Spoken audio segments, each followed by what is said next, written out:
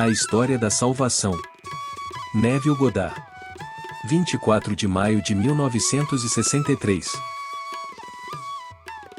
Por um de nossos grandes educadores, se você concorda com suas opiniões políticas ou não, isso é irrelevante, na verdade, mas o nome dele é Robert Hutchins. Independentemente do que você pensa das opiniões políticas de um homem, se ele realizou muito neste mundo, então ouça o que ele tem a dizer. Ele disse: quando eu ensinei Macbeth como professor na escola, agora aqui estão essas grandes escolas preparando nossos jovens para grandes universidades, ele disse. Meus alunos encararam isso como uma história de sangue e trovões. Foi tudo o que viram em Macbeth.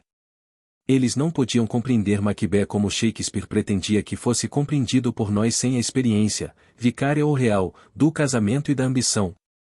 Pois essa é a história de Macbeth. Eles pensaram que era simplesmente um grande faroeste escocês. E então estes são bolsistas que acabaram de entrar nas nossas grandes universidades. Mas você não poderia compreender a grande história a menos que tivesse uma experiência indireta dela, alguém que a tivesse vivenciado e lhe contado, ou que você mesmo a tivesse vivenciado. E aqui está uma das verdadeiramente grandes tragédias de todos os tempos, tendo como tema o casamento e a ambição. O que ela pode fazer ao homem, distorcer todos os valores neste mundo, se a ambição ultrapassar os limites do seu código moral e ético, o que ela faz ao casamento? Portanto, aqui digo que a mesma coisa se aplica à maior história já contada, e essa é a história da salvação, conforme nos é dada nas Escrituras na vida de Jesus Cristo. Você não pode entendê-lo completamente, exceto indiretamente ou a menos que tenha experiência. Espero que você ouça alguém que teve a experiência e acredite. Pois a salvação depende de ouvir a verdadeira história da salvação, compreendê-la e acreditar nela. Pois a crença é essencial para que ela crie raízes no homem. Agora nos voltaremos para uma das muitas histórias contadas nos Evangelhos. Este é o Evangelho de João, capítulo 10. Em essência, ele se autodenomina uma porta. Ele diz: as ovelhas não podem entrar se não passarem por esta porta. Eles não ouvirão a voz de ninguém, exceto a voz do pastor. O pastor os guiará primeiro e eles seguirão o pastor. Bem, esse não é o ponto que quero abordar esta noite. O ponto no mesmo capítulo é este. Eu e meu Pai somos um. É a afirmação mais ousada que o homem já fez, o versículo 30 do capítulo 10 do Evangelho de João. Eu e meu Pai somos um. Então somos informados que os judeus pegaram em pedras para apedrejá-lo, e ele lhes respondeu dizendo: eu vos mostrei muitas boas obras da parte de meu Pai, por qual destas coisas você me apedreja? Eles responderam: não vos apedrejamos por nenhuma boa obra, senão por blasfêmia, por você ser homem, faça-se Deus. Então ele respondeu: não está escrito na sua lei. Agora tenha em mente que ele nasceu e foi criado como judeu, totalmente familiarizado com a lei. Não está escrito na sua lei que eu disse: vocês são deuses? Se eles são chamados de deuses a quem a palavra de Deus veio, e as Escrituras não podem ser quebradas, então por que você acha que aquele que é consagrado pelo Pai e enviado por ele ao mundo blasfema quando diz: eu sou filho de Deus? Se você não acredita em mim, acredite nas obras. Acredite apenas por causa das obras, se você não pode acreditar em mim, para que você possa saber e entender que o Pai está em mim e eu estou no Pai. Versículo 34. Então somos informados de que tentaram prendê-lo e ele escapou de suas mãos. Agora, aqui está a mais ousada de todas as afirmações. Eu e meu Pai somos um. Meu Pai nunca pode estar tão longe a ponto de estar perto, pois proximidade implica separação. Ele não pode estar tão longe a ponto de estar perto, pois isso implica separação. Somos um. E então ele se volta para aquela escritura maravilhosa, o Salmo 42, onde é um salmo triste e solitário. Como o servo brama pelas correntes das águas, assim suspira minha alma por ti, ó Deus. Versículo 1. E então ele pinta um quadro da tristeza da vida. Ele tem uma sede que nada pode mudar, exceto uma experiência de Deus. Então ele fala de suas próprias lágrimas, ele disse: Minhas lágrimas têm sido meu alimento dia e noite, intensificando a qualidade das lágrimas, intensificando essas coisas, enquanto os homens me dizem e dizem continuamente: onde está seu Deus? Eles farão isso o tempo todo. Se você se atreve a afirmar que eu e meu pai somos um, deixe que a menor coisa aconteça com você neste mundo, uma dor de dente, deixe que haja um rasgo em sua mão porque você simplesmente cortou seu dedo, deixe qualquer coisa acontecer com você, e você encontrará multidões gostando de dizer: onde está o seu Deus? Você ousa afirmar que eu e meu pai somos um e vai além e diz: meu pai é aquele a quem você chama de Deus, mas eu conheço meu pai e vocês não conhecem o seu Deus. Faça essas afirmações ousadas e veja como todo o vasto mundo, quando sua comida dia e noite são suas lágrimas, e você pensa que pode escondê-las, você não pode ocultá-los, os homens lhe dirão continuamente: onde está o seu Deus? Mas no meio de tudo isso você ainda deve persistir em identificar-se com Deus. Você é um com Deus, e Ele está se moldando em você, como seu próprio ser. Então você começa a partir daí para provar as coisas. Como ele disse: você não acredita em mim, então acredite nas obras. Acredite nas obras, pois você deve começar a acreditar para que aquilo crie raízes em você. Se não criar raízes em você, não poderá crescer. A salvação depende de ouvir a história da salvação, ouvi-la, compreendê-la e acreditar nela, que você não a veja como sangue e trovão. Pois se você considerar a história como ela realmente é apresentada pelas igrejas do mundo, é sangue e trovão, uma criança, e eles tentam extinguir a criança e massacrar os inocentes. Dezenas de milhares de inocentes foram massacrados na esperança de alcançar aquele. É assim que a história começa, sangue e trovão. Então, sua família o negou, seus irmãos não acreditaram nele, ninguém acreditou nele quando a história começou a se desenrolar dentro dele. Não importa o que ele fez no mundo, todos os sinais do mundo não os convenceram de que ele era o prometido que viria ao mundo. Pois o mundo procurava algo totalmente diferente, algum herói conquistador sairia das nuvens e escravizaria o inimigo de Israel, e então ele mesmo se estabeleceria como este herói conquistador, e esse seria aquele que chamavam de Messias. O Messias não vem dessa maneira. Pois o Messias faz a declaração: meu reino não é deste mundo. Não é do mundo. Tudo o que você vê aqui está desaparecendo, mas tudo está desaparecendo como fumaça e tudo está se desgastando, como uma roupa.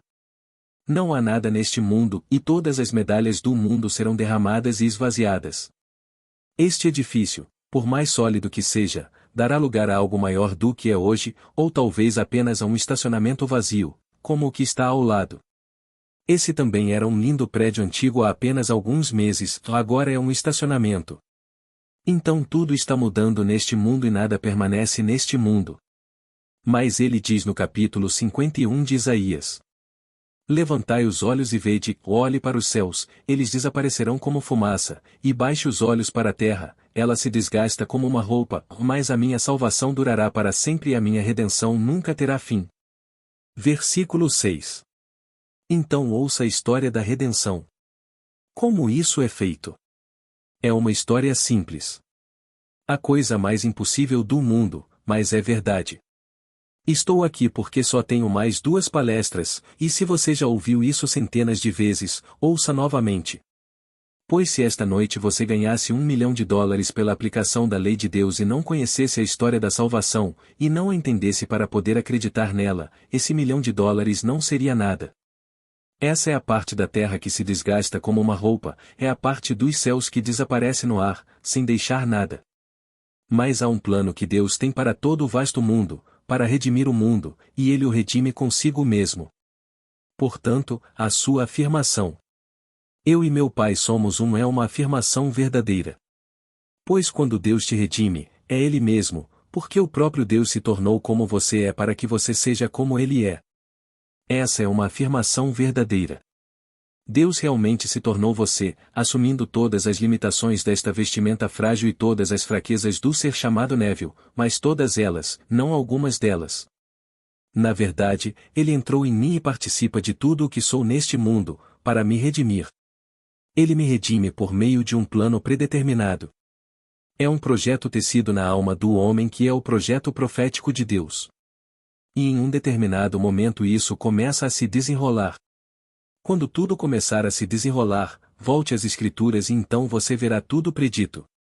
Cada palavra estava nas Escrituras, começando no livro de Gênesis e percorrendo todos os 39 livros do Antigo Testamento. Mas nenhum homem entendeu isso até que aconteceu.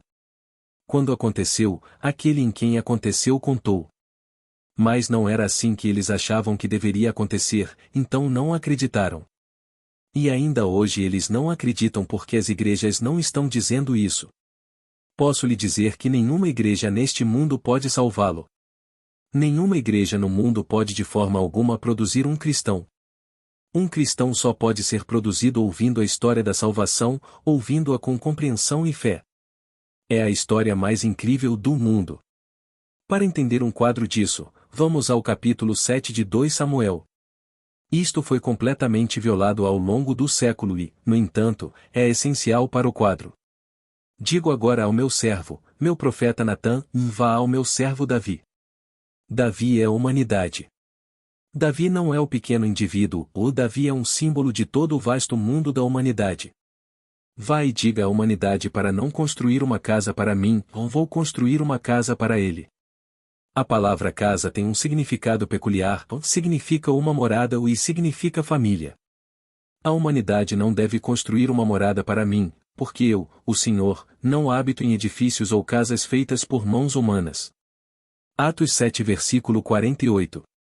Moro com aqueles que acreditam em mim. É onde moro, bem no coração de todos que acreditam em mim. Vou construir uma casa, ou seja, agora uma família, para ele. Ele personifica Davi como um único indivíduo. Embora David represente todo o vasto mundo da humanidade, ao falar com David ele fala com Davi como uma unidade, como um ser individual. Que ele não construa para mim, eu construirei para ele. Vou construir uma família para ele. E esse é o grande segredo da salvação. Deus na alma do homem está construindo uma família para Davi. Ele está construindo a partir de Davi, este é Davi, ele está construindo a partir de Davi em Davi, um pai. Pois Davi não poderia chamá-lo pai, ele sempre falou dele como o Senhor, como Deus. Mas ele vai construir em Davi, e a partir de Davi, um pai, e quando Davi o vê, não consegue conter o impulso de chamá-lo de pai. Isto é o que ele prometeu a Davi. Quando você dormir com seus pais, em outras palavras, dizendo, quando você morrer, e este mundo for morte, e eu, o Senhor, ressuscitarei seu filho depois de você, que nascerá do seu corpo. Eu serei seu pai, e ele será meu filho. 2 Samuel 7 versículo 12, 14. Então, a partir de Davi, você, o orador, cada ser neste mundo, Deus está realmente produzindo a si mesmo, pelas palavras com as quais comecei esta noite. Eu e meu pai somos um. Ele não está gerando outro, ele está gerando a si mesmo. Eu e meu pai somos um. Então ele está trazendo o próprio Davi. Ele está se apoiando em Davi. Assim, gerando-se em Davi, o gerado é seu filho, no entanto, é um consigo mesmo que é Deus Pai. No minuto em que ele termina, Davi acorda e vê o que saiu dele. Mas Davi tem que chamar o que saiu, Padre. Ele redime a humanidade. Ele redime primeiro o indivíduo e, eventualmente, redime todo o vasto mundo da humanidade através deste maravilhoso processo de salvação. Ele redime o indivíduo trazendo a si mesmo desse indivíduo. Mas a coisa revelada tem forma, é gerado, e o ser que o traz à tona é o não gerado, é Deus. E assim o ser gerador é o Pai, o ser gerado é o Filho. O ser gerado é o Pai daquilo de onde ele veio. E aqui está um mistério. Ele aparece aparentemente como o Filho do homem. Bem, ele saiu de Davi, ele saiu de você, saiu de mim. Se ele sai de mim, então ele é o Filho do homem, mas o Filho do homem é o Filho de Deus. Pois o que sai do homem foi gerado por Deus. E ainda assim você não pode negar que veio do homem, portanto, é o Filho do homem e, ainda assim, é o Filho de Deus. Assim, o Filho de Deus faz a declaração: eu e meu Pai somos um. Você me dirá quando ele te chama de Deus, e quem ouve a palavra de Deus é chamado de Filho de Deus. E ele está citando naquele capítulo, o capítulo 82 do livro dos Salmos, que começa: E Deus tomou seu lugar no conselho divino, ou no meio dos deuses ele exerce o julgamento. Então ele se volta para aqueles que ele gerou. Eu digo que vocês são deuses, todos vocês, filhos do Altíssimo. Bem, então ele lhes contou a história, antes que isso fosse realizado, eu digo. Vocês morrerão como homens e cairão como qualquer príncipe. Versículos 1 e 6. E então você e eu morremos como homens e caímos como qualquer outro príncipe, embora, eventualmente, o que é produzido de nós seja gerado por Deus, e portanto, o Filho de Deus. Mas saiu do homem e, portanto, é o Filho do homem. Assim, o Filho do homem pode dizer: Eu e meu Pai somos um, embora meu Pai seja maior do que eu.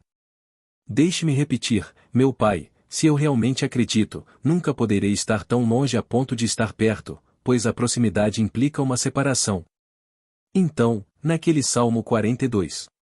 É um salmo muito solitário, ele se vira e comunga consigo mesmo, é assim que ele encontra Deus. Ele se vira para si mesmo. E aí, num momento, não veio para ele aquela comunhão com Deus, e aí o que ele faz? Ele se volta para a memória e diz: Eu me lembro de você. Aí ele recorre à memória e pronto. Aí está o segredo. Ele está nos revelando os meios de fuga. Então, esta noite, se estou preocupado porque alguém disse: Onde está o seu Deus? Você não teve isso? Certo domingo à noite, estou dando uma palestra na cidade de Nova York, mas não tenho a menor ideia de que já tive uma vesícula biliar. Não tinha nenhum conhecimento de que tinha vesícula biliar. Aqui estou eu dando uma palestra na prefeitura. Mas um jantar está marcado para a noite seguinte, e então, naquele domingo à noite, quando voltei da palestra, com cólica além do sonho mais louco, dor insuportável. Então meu jantar eu não cancelaria. Deixei minha esposa como anfitriã da noite e permaneci em meu quarto. Foram 11 horas daquela noite, quando a dor não diminuiu, não havia nada que eu pudesse fazer, eles me levaram às pressas para o hospital e foi isso. Então vieram meus amigos maravilhosos. Onde está o seu Deus, Neville? Cumpriu apenas o Salmo 42 de Davi. Eu vim para cumprir. Tudo é palavra na palavra de Deus, devo cumprir. Se eu não tivesse um amigo no meu mundo, quem me diria? Onde está o seu Deus? Parte da minha escritura não seria cumprida. Posso vê-lo passando agora, antes mesmo de ele começar a saber que este é Neville, ele estava fazendo a pergunta externamente. Onde está o seu Deus, Neville? Por que isso aconteceu com você? Em outras palavras, voltarei agora ao meu próprio conceito de Deus, seja acender uma vela, fazer uma pequena oração paralela ou doar para instituições de caridade na esperança de apaziguar algo no espaço. Mas alguém deve ter me mandado aqui, como você sabe que ele está? Porque se ele estivesse aqui, um comigo, e ele e eu, por que você deveria estar aí naquela cama? E então isso acontece com todos que estão no mundo. Então eu vim, disse ele, para cumprir as Escrituras. E cada palavra das Escrituras deve ser cumprida, pois as Escrituras, disse ele, não podem ser quebradas. Quando ele é citado no capítulo 10, as palavras são deixadas de lado, a Escritura não pode ser anulada, o capítulo 10 de João, e os chama de deuses. Versículo 35. E ainda assim ele lhe diz que você morrerá como homens e cairá como qualquer príncipe? E aquele que ele foi consagrado e enviado ao mundo e você me diz que ele blasfema porque disse: Eu sou o Filho de Deus? Bem, não acredite em mim agora, acredite nas obras. Você viu as muitas coisas que eu fiz? Disse ele. Bem, acredite nas coisas que eu fiz se você não acredita em mim. Bom, as coisas que aconteceram comigo não posso compartilhar com vocês, mas posso compartilhar, de olhos abertos, posso compartilhar com quem quis se desfazer e me desfazer para comemorar a coisa que eles usaram no ato imaginal. Posso compartilhar com vocês as inúmeras coisas que aconteceram no mundo quando contei sobre a lei de meu pai, de que a imaginação cria a realidade. Se um homem ousa imaginar que é o homem que deseja ser e permanece leal a esse estado imaginário, independentemente do que acontece no mundo, se ele é leal a esse estado, isso deve tornar-se um fato objetivo no seu mundo. E acontece. Você acompanhou a história? Disse ele. Tudo aconteceu, não foi? Eles admitiram que isso aconteceu, eles foram milagrosos. Mas não importa quantos e quão multiplicado seja o número nem a natureza dos sinais que ele produziu no mundo evocaram a fé. Eles não tinham mais fé porque ele fez todas essas coisas. Então ele nos pediu para acreditar nas coisas, se você não pode acreditar em mim. Pois ele não poderia levá-los às profundezas de sua alma, onde essas coisas acontecem e realmente mostrar como elas aconteceram. Ele só poderia contar a eles. Então, voltando à primeira afirmação, os pequenos alunos não acreditaram nela e não conseguiram compreendê-la sem a experiência de saber se essa experiência é primeiro vicária ou real. E então uma experiência vicária é tudo o que posso lhe oferecer. Peço que compartilhe comigo minha experiência, e para você, antes de vivenciá-la, ela é indireta. Depois de experimentar o que eu lhe digo, você saberá o quanto isso é verdade e, então, é algo real em sua vida. E você não verá isso como sangue e trovão. Pois a história de Jesus é realmente sangue e trovão, pois essa é a história da vida. Cada criança nascida de mulher passa por todas essas experiências horríveis do mundo. É a história de Jó. E no final, ele está salvo, ele está salvo. Como ele é salvo? Ele é salvo por Deus que se salva porque Deus desempenhou todos os papéis. Somente Deus está desempenhando o papel neste mundo hoje. Não importa o que o homem esteja fazendo, seja ele o animal mais horrível do mundo, Deus está desempenhando esse papel, porque não há outro ser para desempenhá-lo. Deus apenas age e está em todos os seres ou homens existentes. Deus realmente se tornou exatamente o que eu sou. Já fiz tantas coisas das quais não me orgulho, mas hoje sei que, no final, embora os meus pecados sejam tão escarlates, eles se tornarão brancos como a neve. No final, tudo está perdoado, porque no final sou um com o ser que me gerou. Então ele me eleva completamente, além deste nível, e estou em um mundo totalmente diferente. Portanto, a história da salvação, embora difícil de compreender, não a repito porque ouvi. Eu sou como Paulo. Foi revelado a Paulo, no sentido de que ele o experimentou, ou foi-me revelado no sentido em que o experimentei. E embora esses eventos estejam separados no tempo, eles formam um único complexo e começam com a ressurreição. Você pode esquecer completamente a crucificação. Você foi crucificado com Deus no início dos tempos. Isso ficou para trás. Esqueça isso, você não está enfrentando isso, e isso está atrás de você. Mas o que está à sua frente, e o primeiro acontecimento da série que desperta todo o drama, é a ressurreição. Você só ressuscita se estiver morto. Portanto, quando você ressuscita, você sai do túmulo, o túmulo do seu maravilhoso crânio. Sair disso é em si um nascimento. O próximo evento é a descoberta do relacionamento que ele prometeu a Davi. Construirei para você uma família. Davi não sabe, mas prometeu-lhe. Construirei para ti uma família. Não construas para mim uma morada, vou construir para você uma família. E assim ele constrói uma família usando você, seu próprio eu gerado, como pai de Davi. Então Davi tem um pai. Qual é o nome do pai? Seu nome. Qual é o nome de seu pai na Bíblia?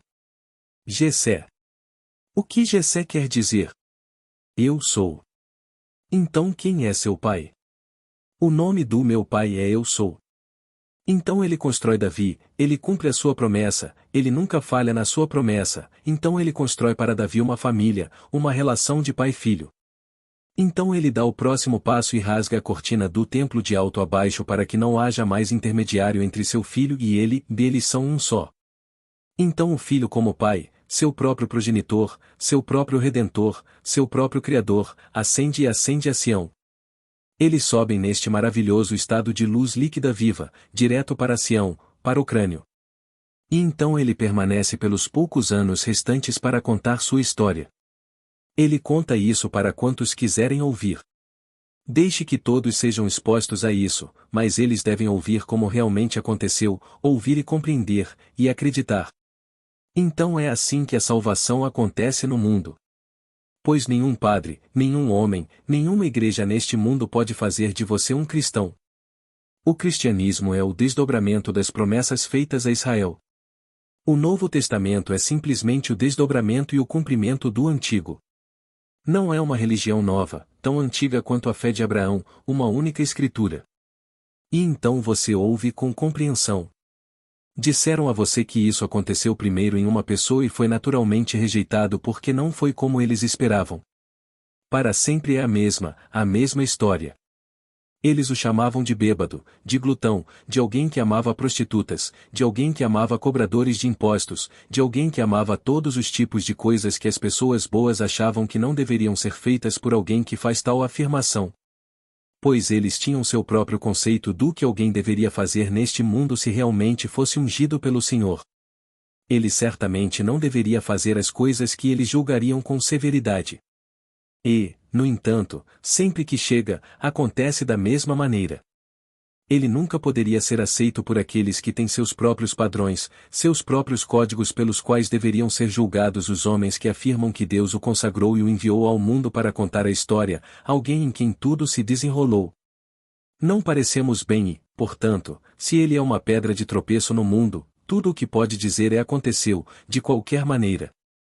Mas invariavelmente ele é uma pedra de tropeço para todos no mundo que procuram uma personalidade totalmente diferente, um caráter diferente, algo diferente, um gigante mental, ou talvez um gigante físico, ou talvez uma combinação, ou talvez alguém com uma formação social maravilhosa. Um ótimo cenário maravilhoso, mas ele não é nada disso. Quando ele chega, entra em um ambiente muito simples, completamente desconhecido. Mas então é o momento certo aos olhos de Deus para que a semente que estava escondida na alma do homem comece a se desenvolver e, na hora marcada, ela se desenvolve no indivíduo e tudo o que ele pode fazer é contar sobre isso. Se eles acreditam nisso, tudo bem. Se você não acreditar, ele lhes dirá: o que vocês querem? Eu vou te dizer como conseguir isso. E então ele lhes contará a simples história da causalidade. Essa causalidade é mental, como nos foi contada no Sermão da Montanha. É tudo mental, não físico. Você vê aquela mulher? Tu gostas dela? Você gostaria de conhecê-la intimamente? Sim. Você realmente faria? Você já cometeu o ato de adultério. O seu desejo de conhecê-la nesse estado íntimo é o ato, portanto, a causalidade é mental. Isso é o que ele está dizendo imediatamente. Agora, se a causalidade é mental, mostrarei como criar. É muito simples, pois aqui estava o ato, e por um desejo de sua parte, você cometeu o ato. E é isso que fazemos. Causalidade é o conjunto de um estado mental que ocorre e cria aquilo que o conjunto implica. E então eu gostaria. E eu nomeio. Você poderia? Sim. Pois bem, o que aconteceria se você o tivesse? Bem, eu faria isso e aquilo, e eles diriam isso e aquilo para mim. Eles iriam? Bem, então, traga isso e aquilo à sua mente e deixe-os dizer a você o que diriam se fosse verdade. Você iria? Sim. Bem, então faça isso. Na noite de terça-feira passada, meu amigo em casa, que me leva para casa depois dessas palestras, disse: tenho pensado em sua declaração muito brilhante. Assuma a sensação do desejo realizado. Como seria se fosse verdade? Como eu me sentiria se fosse verdade? E então ele me disse: aqui está uma afirmação muito comum, mas realmente se encaixa e foi isso que ele disse. Experimente para ver o tamanho. É uma declaração muito maravilhosa. Experimente para ver o tamanho. Você quer ser, que você escolhe, algo muito maior do que você experimentou antes, muito maior. Bem, é muito grande. Mas experimente o tamanho e então poderemos ajustá-lo. Podemos encaixar. Experimente. Como o mundo veria que você fosse agora o homem que deseja ser? Como eles viriam você? Bem, estou envergonhado, é muito grande. Bem, vamos reduzir, diminuir até que finalmente pareça natural. Você faz isso até parecer natural, quando parece assumir os tons da realidade. O que é real para você? O que é natural? Bem, experimente para ver o tamanho. Como seria o sentimento se fosse verdade? E então, você sente que é natural e parece natural. A partir desse momento as coisas começarão a acontecer. Isso virá a este mundo como um fato perfeitamente normal e natural. Agora, o mundo saberá disso, porque você contará, outros contarão, e eles terão todas as evidências do mundo. E eles dirão: bem, ele me contou esta lei e foi isso que aconteceu, e foi isso que ele fez e foi isso que aconteceu. Bem, deixe-me conhecê-lo pessoalmente. Ele não parece uma pessoa que deveria ser uma pessoa consagrada por Deus. Certa vez, conheci-o em uma festa e ele bebeu demais, e tenho certeza de que comeu demais. E assim todas as histórias dizem respeito à pessoa, ao indivíduo, à vestimenta externa que ele está vestindo, e eles o julgam pela vestimenta, porque não têm ouvidos para ouvir e olhos para ver o Deus que está dentro dele. Eles não sabem nada disso e só podem julgar pelas aparências. Mas quando ele vem ao mundo, como nos é dito no capítulo 11 do livro de Isaías, ele não julga pelo que seus olhos veem, nem decide pelo que seus ouvidos ouvem. Ele não quer, ele não pode. Ele não se importa com sua aparência. Tudo o que ele pergunta: o que você quer? O que você quer de mim? E você escolhe. Bem, ele conhece a causalidade, então reuniu em sua mente as imagens necessárias que implicariam, se fosse verdade, que você é o que deseja ser, e ele permanece fiel a essa suposição. Ele não vacila em sua lealdade às imagens reunidas, independentemente do que aconteça com você no intervalo entre o seu pedido e o atendimento desse pedido. Então, quando isso acontecer, você pode voltar atrás e dizer obrigado, ou você pode, como os 9%, esquecer. 9%, mas realmente é 90%, pois havia 10 e 1 voltou atrás, e 9 nunca mais voltaram. Assim, 9 receberão a palavra e seguirão seu caminho, alheios ao fato de que alguém ouviu boas notícias para ele, e lá foram eles, desatentos ao ato. Ele não se importa. Ele apenas faz uma pergunta muito simples para registrar a palavra de Deus. Não éramos 10? Onde estão os outros 9? Pois vocês estão todos curados da lepra, então onde estão os outros 9?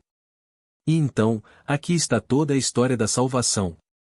Não tem nada a ver com uma igreja, por mais linda que seja, mas sou avisado no segundo livro de Samuel, capítulo 7, para não construir uma para ele.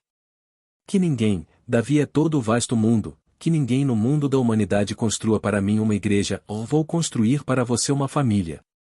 A palavra é uma brincadeira com os dois significados da palavra casa. Não construa uma casa para mim, ou vou construir uma casa para você. E Davi? Não constrói morada, pois eu não moro em edifícios feitos por mãos. Eu moro no coração de quem acredita nisso. Mas vou construir uma casa para você, ou seja, vou construir uma família para você. E então ele constrói a família para mim, e Davi não sabe até que finalmente o pai aparece, e então ele o chama de pai, automaticamente. Os dois se veem como se conhecessem desde sempre. Ele constrói para ele um pai, ele constrói uma família para ele, e esse relacionamento dura para todo o sempre, ou nunca chega ao fim. Então ele o escondeu no homem e depois o apresentou como filho do homem. Você não pode chamar isso de recompensa porque isso é graça, e graça é um presente imerecido.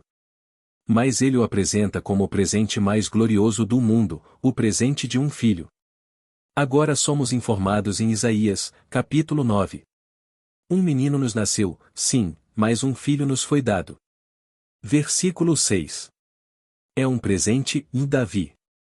E um filho nos foi dado e Davi nos foi dado, individualmente, como filho. Então, no final, quando a cortina deste drama se fechar, todos serão pais de um filho, e esse filho é Davi.